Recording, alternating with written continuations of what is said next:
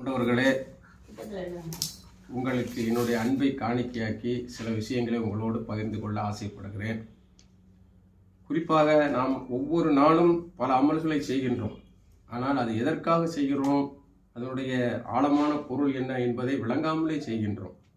அதை விளங்கி செய்தால் இன்னும் நன்றாக நம்முடைய அமல்கள் நல்ல ஒரு பூரணத்தன்மை கிடைக்கும் என்பதற்காக சில விஷயங்களை உங்களோடு நான் பகிர்ந்து கொள்ள விரும்புகிறேன்.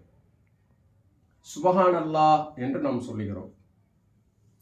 என்ன, அல்லாஹ் பரிசுத்தமானவன், அல்லாஹ் பரிசுத்தமானவன். இது நம்ம சொல்றதுனால நமக்கு என்ன நன்மை கிடைக்க போகுது? 1000 நன்மை கிடைக்கலாம், 2000 நன்மை கிடைக்கலாம், அது ஒரு பக்கம் இருக்கட்டு. ஆனா இறைவன் பரிசுத்தமானவன் என்று நாம் சொன்னாலும் சொல்லாட்டாலும் எப்போதும் பரிசுத்தமானவன்.